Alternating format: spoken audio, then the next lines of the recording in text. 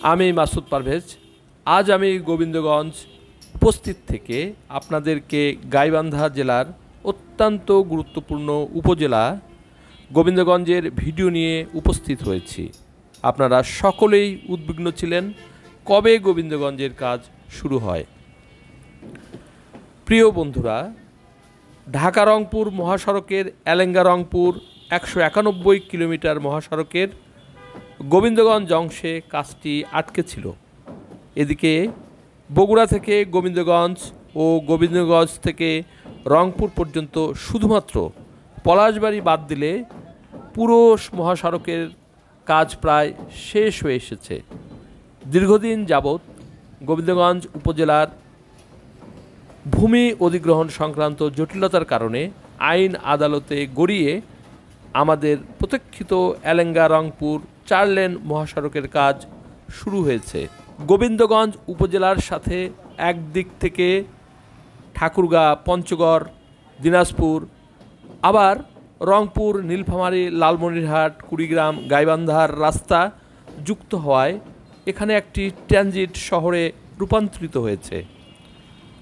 ব্যবসা বাণিজ্য এবং পরিবহনের আধিক্যের কারণে লোক সমাগম অত্যধিক, কিন্তু সে তুলনায় গোবিন্দগঞ্জের রাস্তাঘাট, বিনোদন কেন্দ্র, নাগরিক সুযোগ সুবিধা কোনোটাই বাড়েনি। অত্যন্ত ঘিঞ্জি পরিবেশ থাকায় যানজট লেগেই থাকে। এখন ঢাকা রংপুর 4 লেন রাস্তার সুবাদে পুরনো আদল ভেঙে নতুন রূপদান করতেই এত সময় পেরিয়ে গেল। ফলে অধিগ্রহণকৃত ভূমি উদ্ধারে ভাঙাভাঙির কাজ চলছে।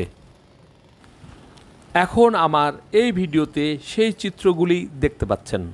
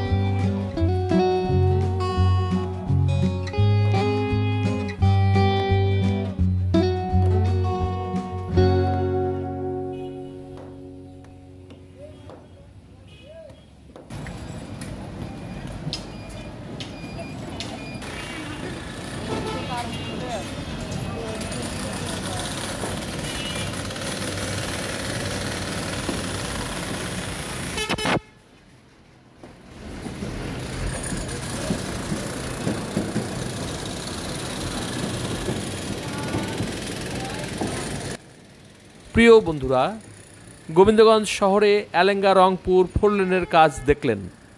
যদি ভালো লাগে অবশ্যই লাইক, কমেন্ট, শেয়ার এবং সাবস্ক্রাইব করতে ভুলবেন না। ভালো থাকবেন সকলে।